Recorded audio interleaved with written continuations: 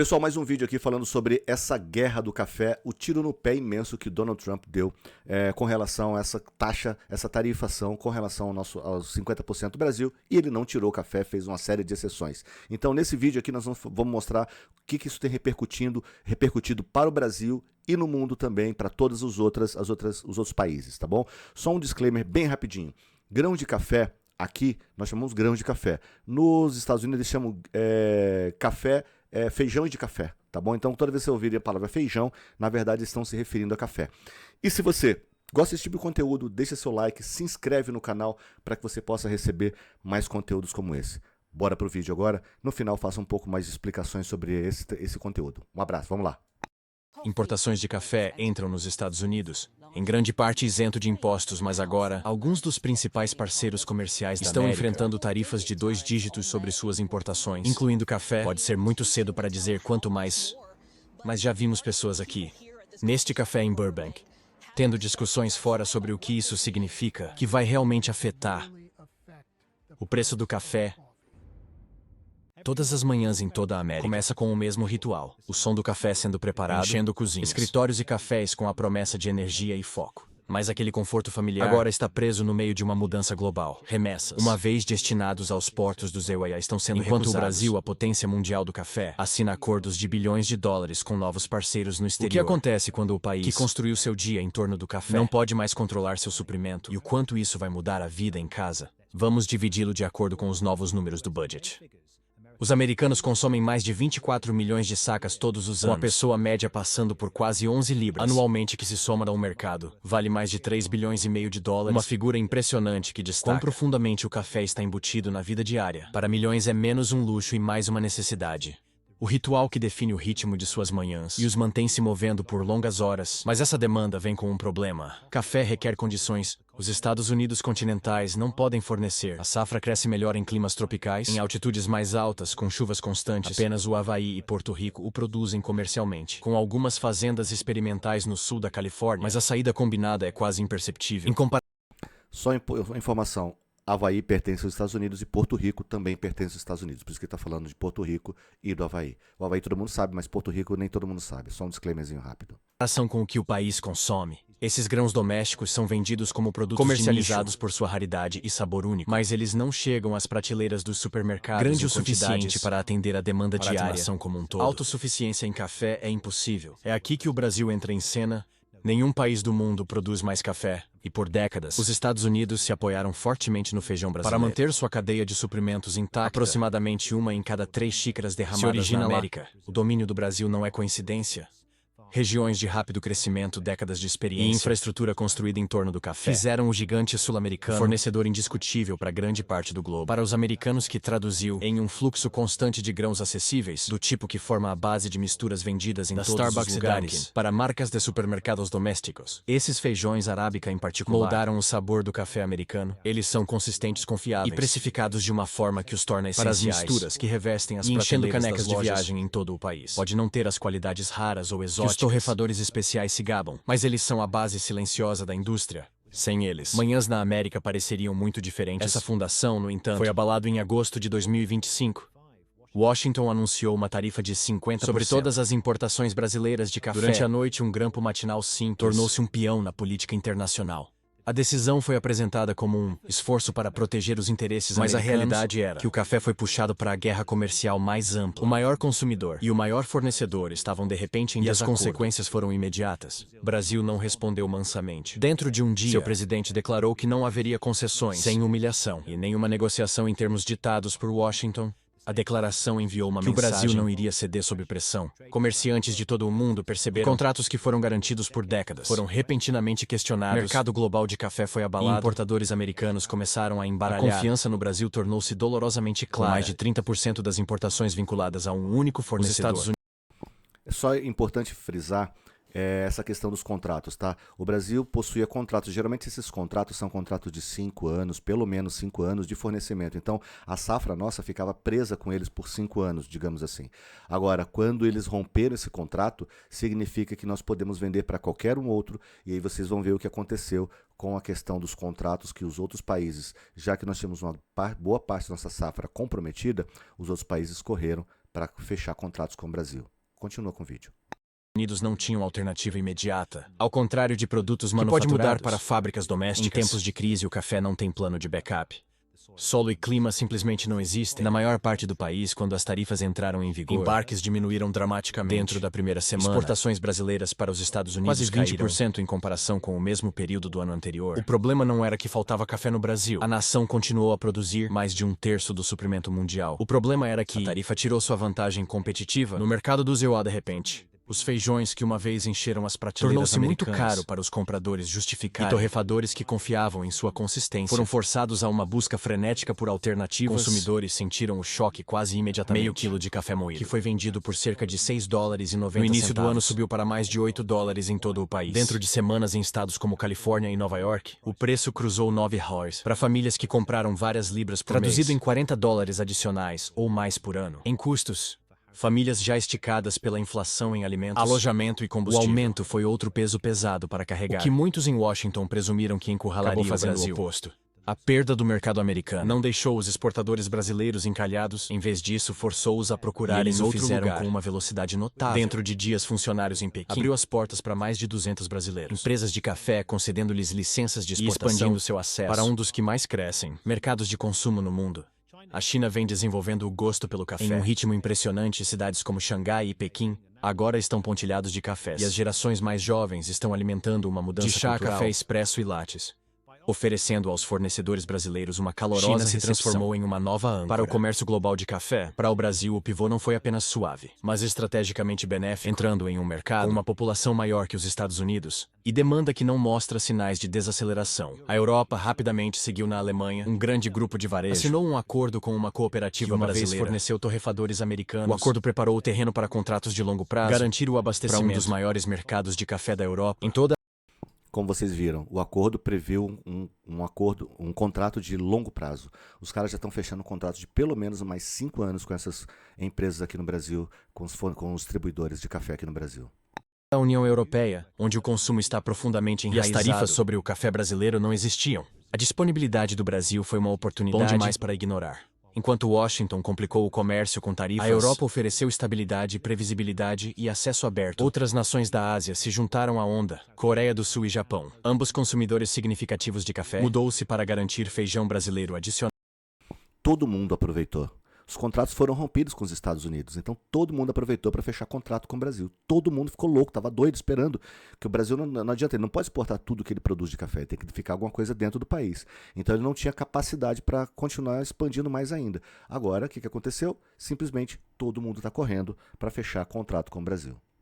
Esses países têm culturas de café prósperas e demanda crescente e sua capacidade de fechar negócios. Rapidamente sinalizado para que os Estados Unidos não era mais o único destino. Vale a pena servir contratos, que uma vez teria ido automaticamente para o americano. Importadores foram agora redirecionados para que ofereceu consistência sem amarras políticas. De fato, o Brasil transformou uma crise em uma oportunidade, alargando as suas parcerias, despojado grande parte da alavancagem da América no relacionamento. Por décadas, os Estados Unidos agiram como centro do comércio de café, ditando termos e assumindo produtores. Sempre priorizaria sua vasta mercado consumidor. Os eventos de 2025 revelou o quão frágil aquela assunção realmente era. Uma vez que o Brasil poderia prosperar sem a demanda americana, o equilíbrio de poder mudou. Para torrefadores e empresas americanas, a realidade era preocupante. O fluxo confiável de grãos acessíveis, que os sustentou por anos, não era mais garantido com custos mais altos.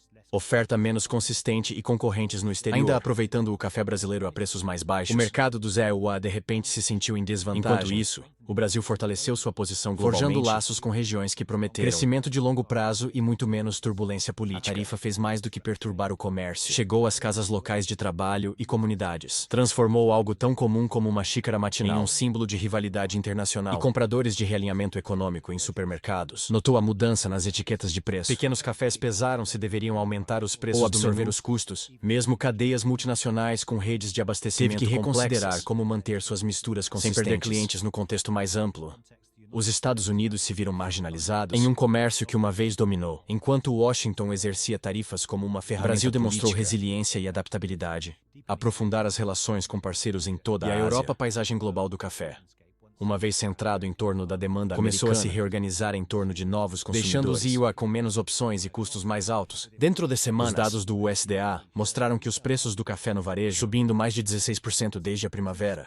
forçando as famílias a pagar de 50% $100 a mais por ano, para manter os mesmos hábitos de bebida para famílias que já estão se esforçando sob contas mais altas de mercearia e energia. Esse aumento não foi um incômodo menor. Só lembrando uma coisa, os Estados Unidos é um dos países que mais consomem café no mundo. Você vê, eles têm uma população de quase 350 milhões de habitantes e a China tem 1 bi e 400, então quase 5 vezes a nação americana. Só que eles consomem muito café e é comum o americano. Nós vamos postar um vídeo aqui mostrando quão insatisfeito o americano está com essa questão do aumento do preço do café. Eles são fanáticos por café. Mas outro custo pesado, adicionado à lista de itens essenciais diários, café sempre foi um dos poucos indulgências confiáveis, algo que permaneceu acessível. Não importa o quão incerta a economia se tornou. De repente estava caminhando para o status de luxo, empurrando as famílias para fazer escolhas que nunca esperaram. Alguns reduziram suas compras semanais, outros trocaram seus grãos preferidos por misturas mais baratas. E o que há muito era um simples ritual de conforto. Começou a parecer mais um cálculo financeiro. Essa mudança cortou o ritmo da vida cotidiana. Em todo o país, o impacto não foi distribuído uniformemente. Cadeias globais de abastecimento de café. De mais de 450 mil agricultores em 30 países. Mas a almofada que esses números ofereciam era fina. Gigantes internacionais como Starbucks ou Tim Hortons tinham o poder de compra e contratos diversificados para suavizar o golpe. Com redes globais já em vigor, eles poderiam mudar as compras, absorver custos mais altos e repassar os aumentos de preços gradualmente. Analistas projetaram Starbucks sacrificaria centenas de milhões de dólares nos lucros norte-americanos. Ainda a escala e lealdade à marca permitiu-lhe manter as bebidas acessíveis. Clientes ainda pediram lattes e cappuccinos, percebendo apenas pequenos ajustes no preço, enquanto a marca permaneceu forte o suficiente para contra a turbulência do mercado. Empresas independentes contaram uma história muito diferente. Pequenos cafés e mantimentos do bairro, operado em margens finas, com pouco espaço de manobra. Quando os distribuidores aumentaram seus preços em 30% a 40%. No início de agosto, os proprietários procuraram alternativas.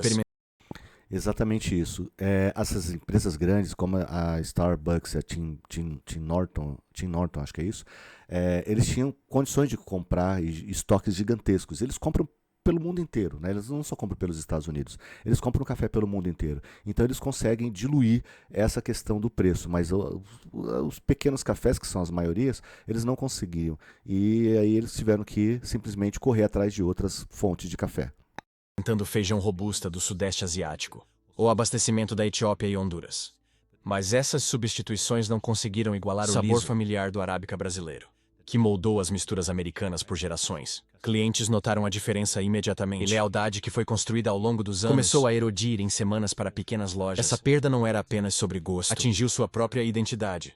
Em todo o país, o custo humano da tarifa se revelou, de maneiras que eram difíceis de ignorar. Em Ohio, uma rede de supermercados familiar, clientes relatados reclamando em voz alta nos checkouts, com alguns abandonando suas marcas favoritas para opções mais baratas que tinham um gosto mais fraco. Kansas, dono de um café de longa data, cortar horas de operação depois que as vendas caíram quase 20%. Quando os regulares não reconhecem mais a mistura da casa. Em Oregon, um café de uma pequena cidade reduziu e eliminou metade de seu menu de pastelaria para se manter na Flórida. Um café cubano-americano famoso por seu expresso. Multidões de turistas de fim de semana para recriar seu sabor característico com feijão não brasileiro. Essas histórias repetidas em todos os estados, formando ondulações que se espalham pelas comunidades. Cafés sempre foram mais do que negócios. Eles eram pontos de encontro, âncoras culturais e muitas vezes linhas de vida para as economias. Importante frisar aqui, colocar bem claro, lá nos Estados Unidos eles usam muito blend de café, misturam cafés, né? Misturam grãos de café para poder chegar a vários sabores. Você olha lá no Starbucks, você olha no supermercado Starbucks, tem várias misturas, então vários blends. E o blend o café brasileiro, a qualidade arábica, a qualidade do nosso café arábica é tão grande que simplesmente o cara, quando ele vai experimentar um blend diferente, que não tem o nosso café, que não tem o nosso grão, ele sabe a diferença e ele não gosta. É nítido isso para eles, entende? Então eles gostam muito de café e são apreciadores de verdade. Então o blend do nosso café arábica, ele é formidável lá fora. Quando os preços subiram, ou as misturas mudaram, o tráfego de pedestres diminuiu, e a energia da vizinhança. Livrarias perderam seus navegadores, padarias perderam seus frequentadores matinais, ruas principais em pequenas cidades, perdeu o zumbido suave da conversa, que sempre fluía em torno de uma xícara fumegante. Uma disputa que começou com tarifas e discursos em Washington e São Paulo estava remodelando a vida da comunidade de maneiras inesperadas e profundamente pessoais. Enquanto Washington transformou o café em uma arma política, o Canadá silenciosamente traçou um curso diferente. Ottawa evitou aumentar tarifas, evitou anúncios em voz alta, e em vez disso, permitiu que o fluxo de feijão do Brasil continuasse sem interrupção. Essa estratégia silenciosa tornou-se uma força notável. Em 2024 canadense, importação de café brasileiro já havia subido mais de 7%. E quando a demanda americana entrou em colapso sob as tarifas, o Canadá estava pronto para intervir, escolhendo a estabilidade ao invés do confronto. Posicionou-se como um parceiro confiável. Olha que importante, olha só que chocante que o Canadá fez, cara, que jogada de mestre que ele fez. O Canadá tá do lado dos Estados Unidos, então eles continuam comprando nosso café a um preço bom, a um preço estável para eles, ok? E o que eles estão fazendo? Vocês vão ver, eles estão inundando os Estados Unidos de café canadense, vendido pela internet. Eles não podem fazer nada, não tarifam, então eles não podem fazer nada, porque o café está vindo do Canadá sem tarifa e eles estão inundando as famílias americanas agora com o café deles vindo do Canadá e os Estados Unidos perdendo bilhões e bilhões de dólares. No exato momento, os exportadores do Brasil precisavam de fornecedores brasileiros. O Canadá rapidamente se tornou um país de destino atraente, já tinha uma cultura de café próspera, regulamentações claras e redes de varejo que funcionava sem choques repentinos. Ofereceu previsibilidade e no comércio global, previsibilidade muitas vezes importa mais do que tamanho. Analistas começaram a prever que os contratos de bilhões de dólares poderiam crescer a partir deste momento no Canadá como destino preferencial, deslocando constantemente os Estados Unidos como um dos principais compradores dentro de meses. O equilíbrio do comércio de café da América começou a se inclinar para o norte. Os consumidores canadenses dificilmente sentiram através da fronteira, enquanto os compradores na Califórnia e Nova York viu os preços subirem além de $9 por meio quilo de café moído. Clientes canadenses continuou a encontrar misturas familiares a preços estáveis. Pequenas empresas foram protegidas. As famílias ficaram tranquilas e os cafés permaneceram movimentados. Essa estabilidade fez do Canadá um imã ainda mais forte. Para exportadores brasileiros, Tim Hortons, o nome mais reconhecível no café canadense, tornou-se um símbolo dessa vantagem. Suas lojas continuam a servir milhões de xícaras sem grandes mudanças de preço. Protegido pela oferta constante de feijão brasileiro, outros torrefadores canadenses de grandes empresas como Chutando Cavalo, para marcas especializadas também se beneficiaram. Eles não apenas garantiram seu mercado mas começou a chegar aos Estados Unidos através de vendas online. Relatórios mostraram um aumento de clientes americanos pedindo café em sites canadenses, desenhado por custos mais baixos e sabores que não eram mais confiáveis em casa. Não fazendo nada dramático, o Canadá ganhou uma rara vantagem econômica. Enquanto Washington lutava para corrigir contratos com o Vietnã, Etiópia e Indonésia, Ottawa aprofundou seus laços com o Brasil sem alarde. A abordagem silenciosa fortaleceu o papel do Canadá no comércio global de café, enquanto enfraquece-a. Quando os formuladores de políticas do EUA perceberam o que estava acontecendo, já tinha travado em novos relacionamentos com compradores canadenses, garantindo remessas que podem nunca voltar para o Sul. As consequências da tarifa da América se estendeu ainda mais ao redor do mundo. Outros grandes produtores observaram de Washington demonstrou uma disposição para armar o comércio contra um produto tão universal quanto o café. Nações como o Vietnã, Colômbia, Etiópia e Indonésia, de repente tinha motivos para se perguntar se eles poderiam coletivamente esses países fornecer a maior parte do café do mundo. E o sinal de Washington era inconfundível. Se os Estados Unidos pudessem atingir o Brasil, ninguém era intocável. Esse medo reverberou nos mercados de futuros. Em Nova York Arábica, contratos subiram mais de 34% desde junho, atingindo níveis não vistos em anos. Em Londres, os preços da Robusta saltaram ainda mais 56%. Estes não eram mudanças financeiras abstratas. Eles se traduziram diretamente em custos mais altos e, eventualmente, preços mais altos para os consumidores. Para agricultores e exportadores, o aumento dos preços trouxe uma realidade de dois gumes. Por um lado, eles prometeram mais receita no curto prazo. Por outro, eles levantaram o espectro da instabilidade. Se as tarifas americanas se espalharem ainda mais, suprimentos de café não são facilmente expandidos. Árvores levam anos para atingir a maturidade e colher. Dependem muito do clima.